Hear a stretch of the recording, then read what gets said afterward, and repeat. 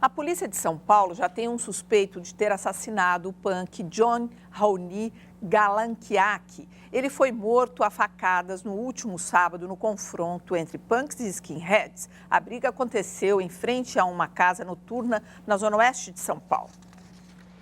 A confusão aconteceu neste sábado, em frente a esta casa noturna, antes do show de uma banda inglesa de punk rock. Foi neste momento que o jovem Johnny Raoni Galanquiaque foi esfaqueado. As imagens mostram o rapaz sendo atendido e caminhando até a ambulância. Segundo o relato de um amigo que estava com Johnny, eles desceram do ônibus e foram logo agredidos por skinheads, armados com rojões e coquetéis Molotov. O amigo de Johnny não quer aparecer, ele tem medo de represálias. Primeiro agrediram ele e depois que ele levantou assim para tentar correr, para tentar escapar disso, aí os neonazistas, sim, eles, com um objeto perfurante, né, eles deram mesmo sem dó nele. E deram o quê? Uma facada? Sim, deram facada sem dó nele assim. O crime aconteceu nesta rua, em um bairro de Pinheiros, na zona oeste de São Paulo. Este comerciante chamou a polícia quando começou a confusão. Só vi a correria, soltando fogos e com aqueles pau na mão. Cheguei a ver um facão grande assim, só isso que eu vi. Nesta mensagem, um internauta pergunta a outro se acha que há risco de acontecer uma briga. Outras mensagens postadas na rede deixam clara a intenção de um dos grupos envolvidos no confronto. Depois da confusão, algumas pessoas que estiveram no local contam como foi. E, por fim, o mais grave, a promessa de outro confronto no próximo feriado. O dono da casa noturna afirma que tinha pedido policiamento reforçado. A polícia está investigando o caso. Nós já temos alguns suspeitos que eu não posso divulgar para não atrapalhar as investigações. Um outro jovem também atacado permanece internado na UTI do Hospital das Clínicas em estado grave. Ele teve traumatismo craniano. Eu sou uma pessoa ávida por justiça. E eu quero que isso aconteça. Enquanto eu viver, eu quero que essa justiça venha. Essa história de que o nosso país, justiça é somente para os grandes, quero que isso acabe. Puxa, depoimento forte dela, mas assim, o que eu fico aqui pensando enquanto eu assisti a matéria é o que seduz, o que alicia esses jovens, porque esses movimentos, até onde a gente tem informação, é tão baixo astral, é tão pesado, é tudo tão negativo. Olha, Poli, eu acho que o sujeito pode ser punk, pode ser skinhead, quer andar careca, quer fazer o que quiser, porque ele não pode cometer violência. A violência eu transformo num marginal como qualquer outro e tem que ser punido como tal. Eu tenho informações, por minha atividade profissional, de que a polícia tem informações de como eles se comunicam, de como eles se organizam, e é tudo feito pela internet. Uhum. A polícia tem um cadastro com os punks mais conhecidos em seu poder. É possível chegar a essas quadrilhas.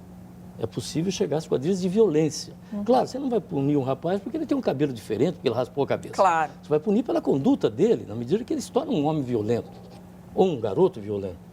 Então, acho que isso é possível de ser administrado. O que não estou vendo é muito interesse das autoridades em ter uma articulação política, policial, para devastar essas quadrilhas.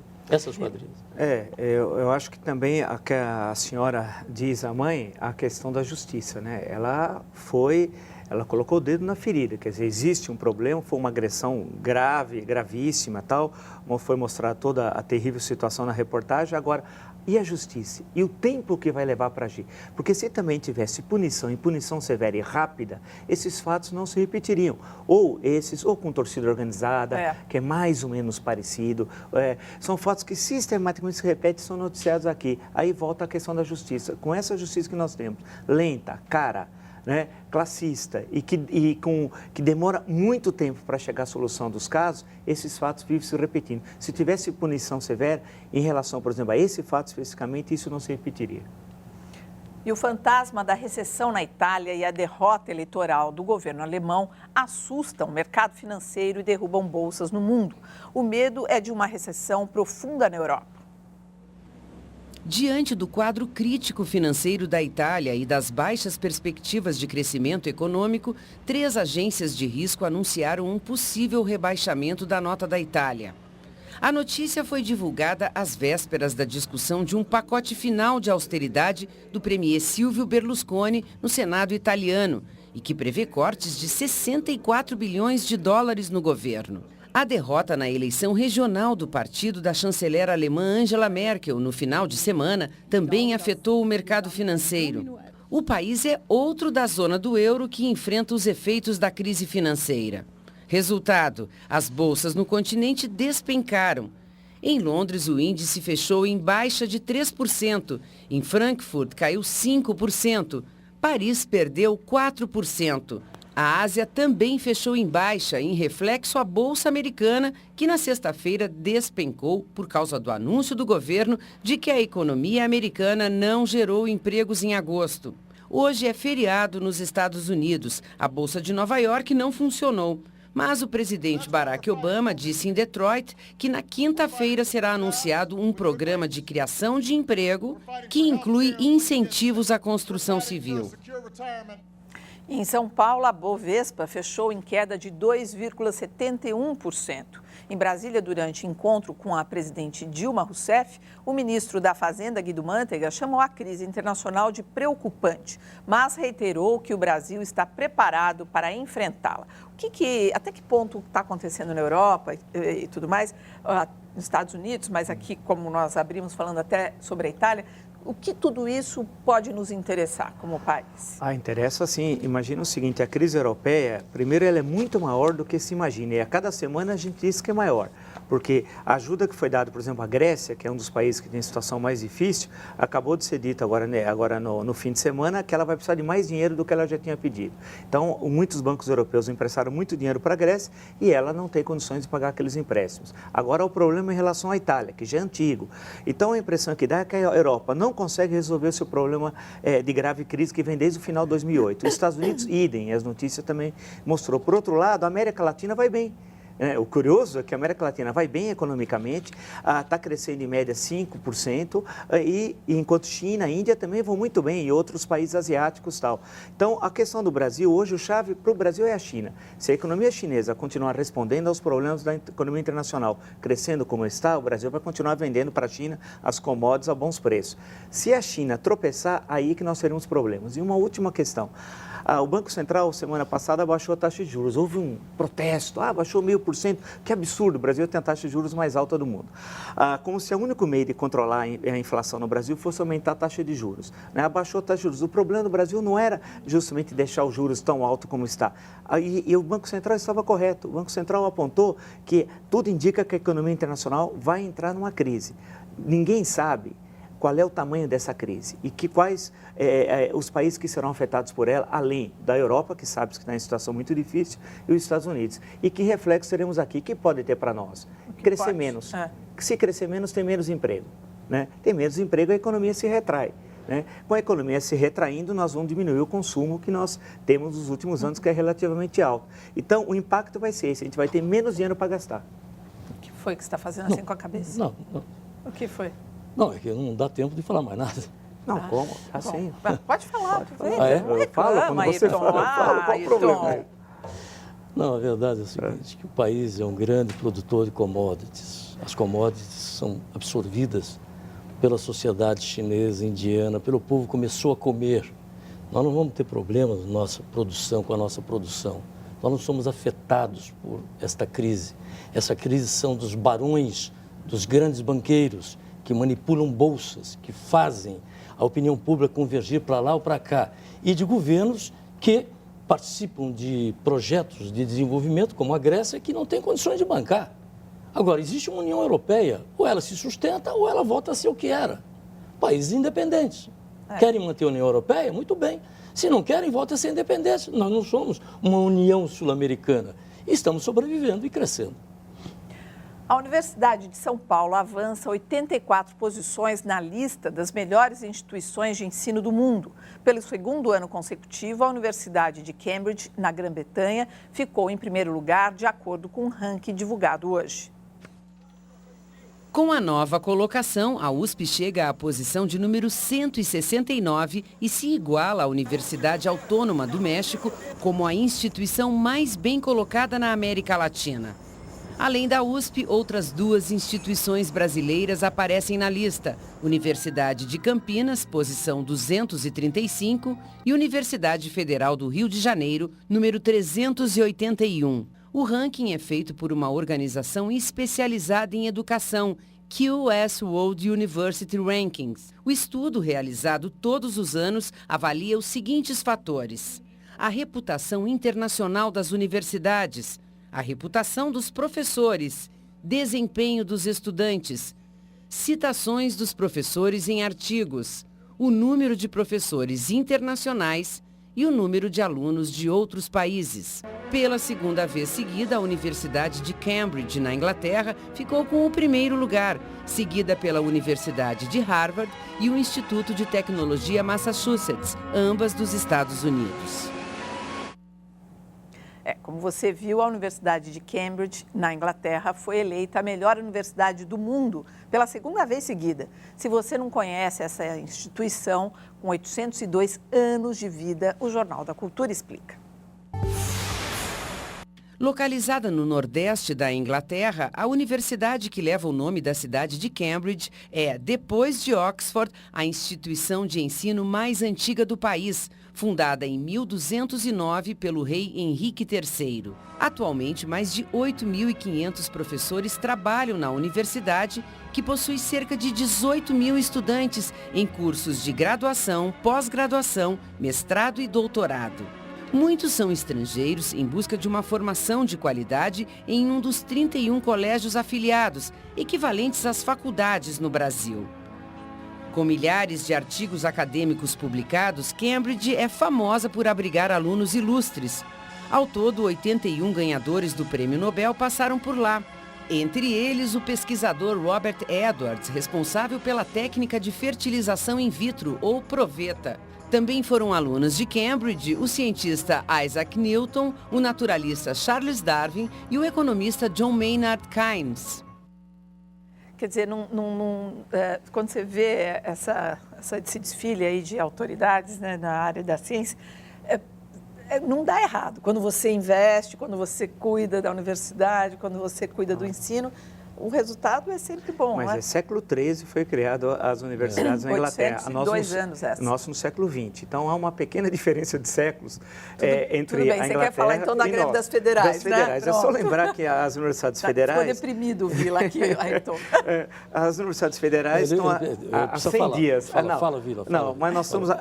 Os funcionários estão há 100 dias em greve. Você imagina ter um curso normal nas universidades federais, e são mais de meia centena, quando você não tem, por exemplo, o hospital universitário funcionando. Como é possível ter curso em medicina? Não tem laboratórios funcionando por causa da greve. E não tem bibliotecas. O Brasil é o único país do mundo que tem curso nas universidades de ciências humanas funcionando meses e meses sem biblioteca. Isso é um absurdo. Quer dizer, funcionando na base do Xerox, que viola, inclusive, os direitos autorais dos autores. Agora, quando você fala que a gente tem um tempo, a gente é muito jovem, se muito compara... jovem, claro. Tudo bem, mas você acha que esse é um fator para a gente não se aprimorar, virar uma grande universidade, mas a gente pode ser bom e ser jovem? Pode, mas posso só dar um exemplo. Não é só pedir recursos do governo federal. As universidades americanas e inglesas têm muitos recursos de milionários. Os milionários no Brasil querem saquear o Estado. Então não é só o fator tempo. Não, eu nunca vi milionário, por exemplo, doar, como por exemplo o Bill Gates, chegar e falar, olha, eu vou doar tantos bilhões de dólares. Aqui ninguém doa nada. Aqui as grandes fortunas querem saquear o Estado. Elas poderiam, por exemplo, doar um hospital para as universidades. Deixa ele falar, senão ele vai...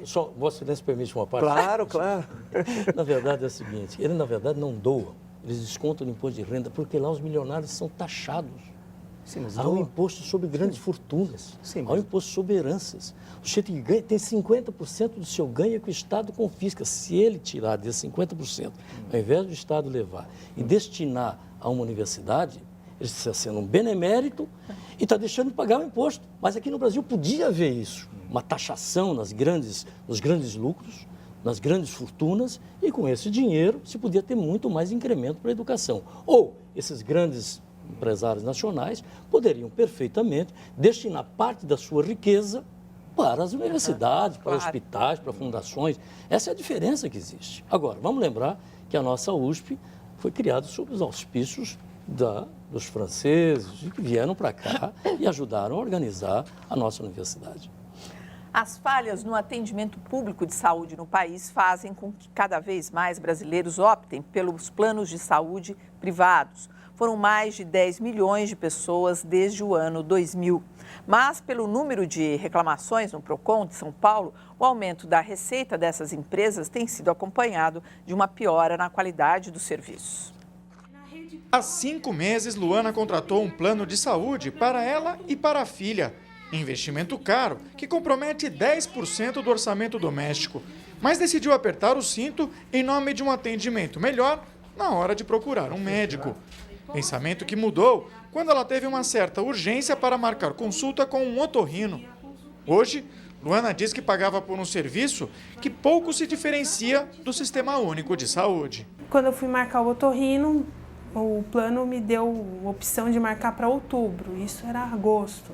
2 meses depois, e ficou muito complicado de marcar assim. Problemas como o de Luana refletem um aumento na procura por planos de saúde. Na última década, mais de 10 milhões de pessoas passaram a ter algum tipo de convênio médico. 4 milhões somente no último ano. Mas enquanto a carteira de clientes cresceu, a rede conveniada permaneceu praticamente inalterada. O número de novos leitos nos hospitais da rede particular do país, por exemplo, cresceu só 3% no ano passado. Já as reclamações contra planos de saúde no PROCON de São Paulo aumentaram 10% no primeiro semestre deste ano em relação ao mesmo período de 2010. Para garantir a qualidade do serviço, a Agência Nacional de Saúde Suplementar criou uma norma que estabelece prazo mínimo de 7 a 10 dias para consultas médicas, 3 dias para exames simples e 21 dias para procedimentos de alta complexidade. A norma deveria entrar em vigor no dia 19, mas a ANS atendeu ao pedido das operadoras de planos de saúde e adiou a vigência da medida para dezembro. Para este especialista, é preciso aumentar as informações sobre os planos de saúde para que os clientes saibam exatamente o que estão contratando. Tem aí um conjunto de regras que a ANS tem que fiscalizar, que o consumidor tem que ter clareza do que comprou, e quando essas expectativas não se encontram, nós temos que ter o consumidor reclamando, a imprensa veiculando, o Ministério Público olhando, a agência multando esses planos de saúde, porque há uma relação desequilibrada entre o consumidor e os planos de saúde, as operadoras. Bom, esse, como a gente diz aqui, não com relação ao entrevistado, é outro mantra do Jornal da Cultura. Mas ele pegou bem a questão. Como é que a Agência Nacional de Saúde autoriza uma dessas operadoras a ampliar o seu quadro de sócios sem ela provar que ela ampliou o seu quadro de atendimento? É um raciocínio elementar. O que você acha que tem por trás disso? Teria que dizer o seguinte: você não pode trazer tantos sócios para a sua empresa, admitir tantos conveniados, se você não provar que você tem mais hospitais, mais laboratórios disponíveis para atendê-los. Mas por que a Agência Nacional de Saúde não fiscaliza isso? Porque é alguma coisa mais forte que a agência, que são os operadores da área. Entendi. Olha, vou falando só aqui uma citação do Enio Torres, falando sobre as universidades, ele diz o seguinte: o Celso Pitta, que foi prefeito aqui de São Paulo, estudou na Inglaterra, em Harvard, e olha no que deu. A Justiça de São Paulo condena o ator Maurício Matar a indenizar um motoboy atropelado e agredido por ele em 1999. De acordo com o processo, Maurício Matar foi culpado pelo acidente por ter feito uma manobra brusca que derrubou o motoboy numa avenida da Zona Sul de São Paulo. Em seguida, a vítima recebeu socos e pontapés do ator. A sentença determina o pagamento de R$10 mil por danos morais, além de gastos com medicamentos e lucros cessantes de cerca de R$2.800. Ainda cabe recurso. Bom, eles estão agora a polêmica aqui é em torno do Celso Pitta. Porque o Celso Pitta tinha uma boa formação acadêmica, era um economista respeitado. Quando ele foi trabalhar com o Maluf, é que ele desandou. talvez tenha querido ficar rico mais facilmente do que se fosse ficar na universidade ou ser um economista respeitado, etc. Só uma questão em relação ao Maurício Matar, essa reportagem, a condenação, o fato ocorreu em 1999 e é condenado agora R$10 mil. Em 2011. Só 12 anos depois em primeira instância. Essa é a maravilha da justiça, que é muito rápida no Brasil. Bom, e só mais uma notinha aqui que citam que o Vila se esqueceu do Mindlin, que doeu, José Mindlin, empresário, que doou a biblioteca para a USP recentemente. Que é um exemplo que deveria ser seguido por outros, é verdade, muito bem lembrado. Mas era um empresário diferenciado, hein? Não vamos meter o Mindlin no meio desse empresariado ganancioso aí. Ele é um empresário respeitado. Então, mas aí estão lembrando que também foi muito bem lembrado. Foi muito bem lembrado. Muito bem lembrado. Então, deixa eu ver aqui, o Agnes Alan, não sei o que, Melo, que eles põem no Twitter uns nomes que eu não consigo falar direito o nome de vocês, gente, porque, bom, melhora, vai. 2 latinhas de cerveja elevam a taxa de álcool no sangue para perto de 0,6 gramas por litro, que é o limite tolerado pelo Código de Trânsito Brasileiro. Paz no Trânsito, uma campanha do Jornal da Cultura por um trânsito melhor.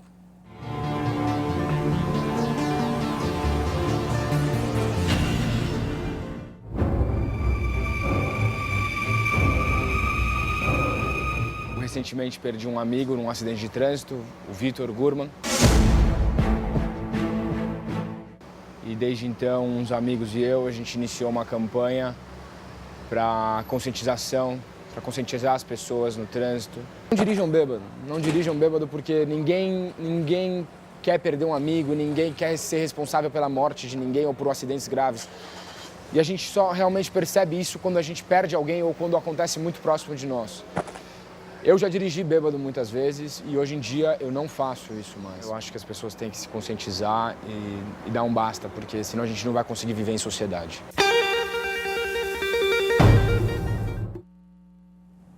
A seguir, Sócrates volta a ser internado. E mais, Brasil vence amistoso contra a Gana e Mano Menezes chama 10 novatos para jogo contra a Argentina no dia 14.